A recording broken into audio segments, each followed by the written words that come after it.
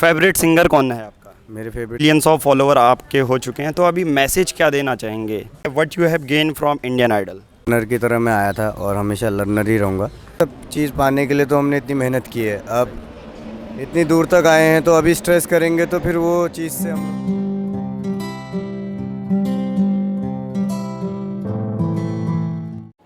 Hey alright and welcome to all. Now देखिए, अभी बात हुई है हमारी पवनदीप से और पवनदीप पहुंच चुके हैं फिल्म सिटी से लेके अपने होटल पे चेक इन कर लिया है। नाउ अभी हम जाएंगे उनके होटल पे और उनसे डायरेक्ट बात करेंगे, कुछ क्वेश्चन पूछेंगे जो भी आप पूछना चाहते हैं। कमेंट बॉक्स बहुत सारे इंस्टाग्राम में मैसेजेस आए, कमेंट आए वीडियोस में कि आप ये पर्टिकुलर क्वेश्चन पूछें, तो आपके ही क्वेश्चन हमने लिए हैं वीडियो पे और पूरे डिटेल और वीडियो को एंजॉय कीजिए।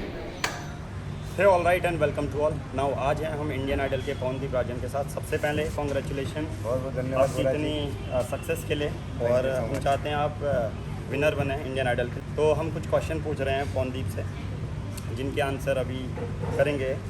सबसे पहला क्वेश्चन, इवन जो पढ़ाई भी करते हैं और आप अभी कर रहे हैं, कि इतना ज़्यादा, ये पर्सनल व्यू पॉइंट मैं पूछ रहा हूँ आपसे, कि क्या जो सिंगिंग है जो आप करते हैं इतनी अच्छी, तो ये क्या गॉड गिफ्ट ही होगा या हार्ड वर्क से अचीव किया जा सकता है? ये दोनों चीज़ें हैं, एक तो गॉड गिफ्ट भी होता है और हार्ड वर्क से अचीव भी कर सकते हैं हम लोग। और इसके लिए बहुत मेहनत लगती है, बहुत प्रैक्टिस करनी पड़ती है। पहले वो प्रैक्टिस ना बोर लगने लगती है, उसके बाद मज़ा सा आने लगता है जब वो हो जाता है। एक बार कैसा एग्जांपल देता हूँ, साइकिल चला रहे हो, साइकिल नहीं आती जब तक, तब तक बहुत गुस्सा आता है, यार बैलेंस क्यों नहीं बनता है। जब बैलेंस बन जाता है तो मज़ा आने लगता है। तो म्यूज़िक का भी कुछ ऐसा ही लॉजिक है कि आप करते रहो, प्रैक्टिस करते रहो। एक दिन ऐसा होता है कि वो चीज़ अच्छे से होने लगती है तो आपको खुद मज़ा आता है, तो और करने की इच्छा होती है। राइट। देखिए, एक और फैक्ट मैं भी बताता हूँ। पवनदीप और हम क्लासमेट हैं और कभी भी हम घूमने जाते हैं तो ये रिहर्सल कहीं पर भी शुरू कर देते हैं, गाना शुरू कर देते हैं। कोई भी रैंडम प्लेस होगा, सुबह हम जाएंगे तो कहीं पर भी बैठ के गाना गाते हैं। तो ये वर्क हार्ड और दूसरा प्रैक्टिस ये करते रहते हैं। दूसरा क्वेश्चन है कि आपकी फेवरेट डेस्टिनेशन प्लेस कौन सा है जहाँ पर आप विज़िट करना पसंद करेंगे इसके बाद, इंडियन आइडल के बाद? इंडियन आइडल के बाद मैं जाना चाहूँगा केदारनाथ, और वहाँ पे घूमना चाहूँगा, और मैं चाहूँगा कि सभी लोग आएँ वहाँ पे। और बहुत कमाल की जगह है, और भोलेनाथ जी का मंदिर है। नेक्स्ट क्वेश्चन है कि आपका इतना वर्कलोड बड़ा है, बिजी शेड्यूल है, आप मुश्किल से टाइम निकाल पा रहे हैं, पर इतनी बड़ी सिचुएशन में आप, सबसे बड़ा होता है स्ट्रेस को मैनेज करना, तो वो कैसे कर रहे हैं? सबसे पहली बात तो ये मेरे लिए स्ट्रेस है ही नहीं, क्योंकि यही सब चीज़ पाने के लिए तो हमने इतनी मेहनत की है। अब इतनी दूर तक आए हैं तो अभी स्ट्रेस करेंगे तो फिर वो चीज़ से हम लोग पीछे हट सकते हैं। तो मैं स्ट्रेस के बारे में ही कहना चाहता हूँ कि स्ट्रेस बिल्कुल नहीं लेना चाहिए, क्योंकि स्ट्रेस लेने के बाद चीज़ें और ज़्यादा हावी हो जाती हैं और कठिन हो जाती हैं। तो जितना प्यार से और जितने आसानी से आप इस चीज़ को लेंगे तो वो बहुत आपको भी आसान कर देती है और अपनी मंजिल तक पहुंचने के लिए बहुत आसान हो जाता है। क्योंकि स्ट्रेस एक ऐसी चीज़ है जिससे ना एक तो आपका लोड होता है, वर्कलोड होता है, एक स्ट्रेस लोड हो जाता है, फिर वो डबल हो जाता है।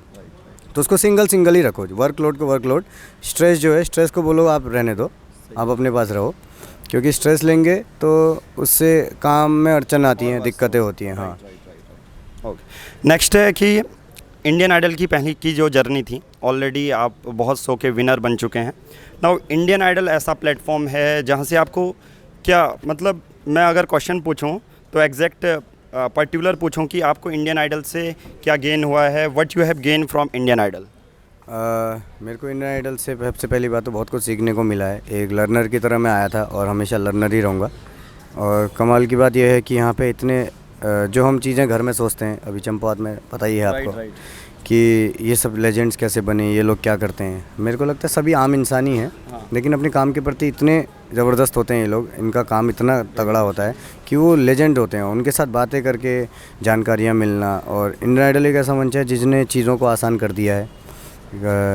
कि बहुत स्ट्रगल है म्यूज़िक में, किसी भी क्षेत्र में। हाँ, तो इंडियन आइडल एक ऐसा मंच है कि वो आपको शॉर्टकट बताता है कि इतने सारे लेजेंड से हमको मिलाया, उनसे डायरेक्ट रूबरू हुए हम लोग, उनके सामने गाया, तो एक कमाल का एक्सपीरियंस था। बहुत पुरानी स्टोरी सुनी, आज से कितने 80 के दशक की, 90 के दशक की, तो जब हम पैदा भी नहीं हुए थे तब कैसी चीज़ें थी, तब क्या होता था, वैनिटी वैन नहीं होते थे, मैम लोग बताते हैं। बहुत सारे हीरोइंस हमारे पुराने ज़माने के आए, हीरो आए, म्यूज़िक डायरेक्टर्स आए, उनके सामने गाना बहुत टफ भी है, क्योंकि उनका ही ओरिजिनल गाना है वो, कभी वो हमारी तरह बच्चे होंगे और उन लोगों ने गाने बनाए, आज हम उनको सेलिब्रेट करते हैं, हमारी धरोहर है वो। तो धरोहर को कभी नहीं भूलना चाहिए, इसलिए हम लोग उन लोगों को सेलिब्रेट करते हैं ताकि आगे हमारे साथ भी सेम हो।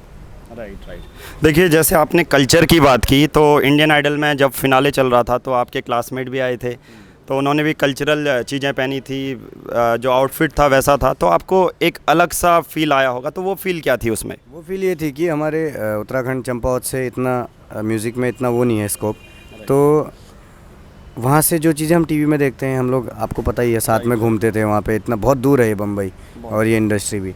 तो कमाल की बात ये है कि हम लोग वहाँ से आके यहाँ पे, और आज आप लोग भी यहाँ पे बैठे हैं मंच पे, तो एक सपना ही होता है कि मेरा सपना था, उस सपने के ज़रिए इतने लोग आते हैं इतने बड़े मंच पे बैठने के लिए, तो एक मौका, एक चीज़ें देखने को मिलती हैं कि चीज़ें होती कैसे हैं आगे।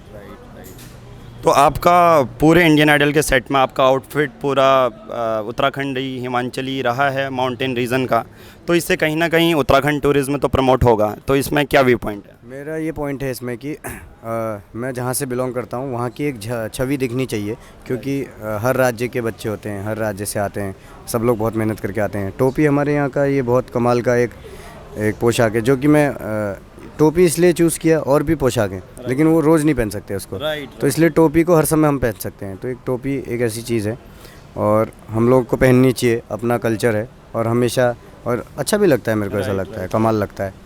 तो कंफर्टेबल भी है और इससे उत्तराखंड टूरिज्म है, उत्तराखंड का कल्चर है, ये भी प्रमोट होगा। फेवरेट सिंगर कौन है आपका? मेरे फेवरेट सिंगर हैं अरिजीत सिंह। वाह वाह वाह। और अभी जो आपके फ़ोन में प्लेलिस्ट हैं जो रैंडमली आप सुनते हैं, मतलब लगातार सुबह उठ के या कभी भी म्यूज़िक चला लिया, आपका म्यूज़िक का टेस्ट भी अच्छा है, और तो अभी कौन से करंटली सॉन्ग हैं जो आप सुन रहे हैं? शायद है कि हुंदा प्यार, ए दिल नादान, ये सब गाने। मिलियंस ऑफ फॉलोवर आपके हो चुके हैं, तो अभी मैसेज क्या देना चाहेंगे? मैसेज यही देना चाहूँगा कि सपना देखिए और उस पर बहुत मेहनत कीजिए और ज़रूर पूरा होगा। मेरा तो हो रहा है, क्योंकि मैंने भी एक अपने 6वीं 5वीं क्लास में ऐसा ही सपना देखा था। हम लोग क्लास में बात भी करते थे कि ऐसे मंच पे जाना है किसी, तो आज वो पूरा हो रहा है। और दूसरी बात कि कोरोना काल है, तो सभी लोग अपना ख्याल रखें, अपना ध्यान रखें और एक दूसरे का ख्याल रखें। हमें सबको साथ में रहना है और ये कोरोना को जल्दी ख़त्म करना है। तो सैनिटाइज़ करते रहें और सेफ रहें कोविड के दौरान। और at the end thank you Pawandeep, हमसे मिलने के लिए, इंटरव्यू लेने के लिए, और थैंक यू।